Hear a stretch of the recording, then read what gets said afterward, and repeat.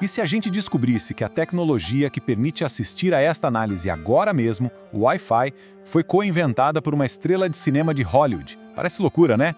Pois é, a gente vai mergulhar fundo nas histórias de algumas gênias ocultas, mulheres cujas contribuições simplesmente moldaram o nosso mundo, mas que, bom, seus nomes acabaram esquecidos.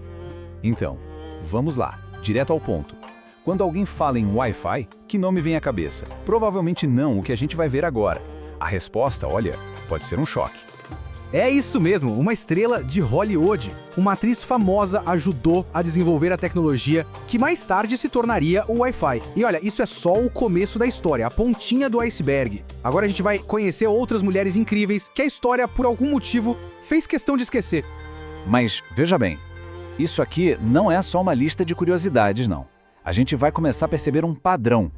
Vamos investigar as histórias de 5 mulheres cujas invenções mudaram completamente o mundo, mas que de alguma forma foram deixadas de lado, ficaram de fora dos livros de história. Para entender essa história toda, a gente vai fazer o seguinte. Primeiro, vamos dar uma olhada em invenções do nosso cotidiano, coisas que a gente usa todo dia. Depois, a gente mergulha em algumas descobertas científicas que foram, assim, revolucionárias. E para fechar, a gente vai entender por que é tão importante falar sobre isso hoje, porque o fato de essas histórias terem sido apagadas ainda reverbera. Então, vamos começar com aquilo que é mais palpável, sabe? Invenções que a gente usa todo santo dia sem nem parar para pensar de onde vieram. E as histórias aqui são a prova de que a genialidade, ela aparece nos lugares mais inesperados mesmo. E aí a gente volta para ela, a mãe do Wi-Fi. O mundo inteiro conhecia Hedy Lamarr como um ícone do cinema, uma das mulheres mais bonitas da tela. Só que por trás das câmeras, ela era uma mente técnica brilhante, uma inventora autodidata que no meio da Segunda Guerra Mundial queria mais do que só atuar. Ela queria ajudar no esforço de guerra. Tá, mas qual foi a grande sacada dela? Bom, junto com um amigo, o compositor George Ansel, ela patenteou um sistema, pensa só, para guiar torpedos. A ideia era que o sinal de rádio ficasse pulando entre 88 frequências diferentes. Na prática, isso tornava o sinal quase impossível de ser detectado ou bloqueado pelo inimigo. Genial, né? Só que a Marinha Americana olhou para aquilo e disse que era complicado demais. Resultado? A patente expirou, ela não ganhou um centavo e só muito tempo depois, décadas depois, é que a invenção dela foi reconhecida como a base do que a gente hoje conhece como Wi-Fi e Bluetooth. Agora, a gente sai da tecnologia de guerra e vai para a segurança nas estradas. Tenta imaginar o que é dirigir num dia de neve sem limpador de para-brisa. Impossível, né? Pois foi exatamente essa cena que Mary Anderson viu numa viagem para Nova York. Ela viu um motorista sofrendo, sem conseguir enxergar nada, e aquilo deu um estalo, a inspiração para criar uma solução genial, o primeiro limpador de para-brisa que realmente funcionava. Só que aí vem a parte frustrante. Quando ela tentou vender a invenção para as fábricas, a resposta foi essa aí. Disseram que o movimento da lâmina ia distrair os motoristas. Dá para acreditar?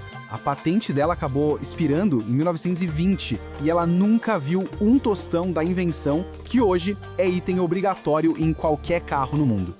Agora vamos falar de algo que parece super simples. O saco de papel. Aquele com o fundo quadrado, sabe? Que fica em pé sozinho. Pois é, hoje parece banal, mas na época foi uma inovação revolucionária. E a mulher por trás disso, Margaret Knight, precisou ir pra briga, ir pro tribunal mesmo, para provar que a ideia era dela. A Margaret projetou uma máquina super complexa que cortava, dobrava e colava os sacos de papel automaticamente. O problema? Um homem chamado Charles Annan viu os protótipos dela, foi lá, roubou a ideia e registrou a patente no nome dele. E o argumento dele no tribunal foi assim, inacreditável. Basicamente, que uma mulher jamais conseguiria entender as complexidades mecânicas de uma máquina daquelas. Só que a Margaret não era de levar desaforo para casa, não. Ela foi para o tribunal com os projetos originais dela, todos detalhados, com as anotações, e provou, sem sombra de dúvida, que a invenção era dela. E o final é ótimo. Ela não só ganhou o processo, como fundou a própria empresa, que fez um baita sucesso. Ok, agora a gente vai mudar um pouco o foco. Vamos para um campo onde as coisas ficam ainda mais sérias. A gente não está falando mais de invenções do dia a dia, mas sim de descobertas que simplesmente mudaram a nossa compreensão do universo e da própria vida. Essa é Lise Meitner, uma física pioneira, simplesmente genial. que trabalhava em Berlim. Por ser judia, ela foi forçada a fugir da Alemanha nazista e mesmo do exílio lá na Suécia, ela continuou trabalhando. Foi trocando cartas com o antigo colega dela, Otto Hahn, que ela, junto com o sobrinho, conseguiu interpretar os resultados de uns experimentos e formular a teoria da fissão nuclear. Sim, a fissão nuclear. E é aqui que a história fica revoltante. Em 1944, o Prêmio Nobel de Química pela descoberta da fissão nuclear foi para quem?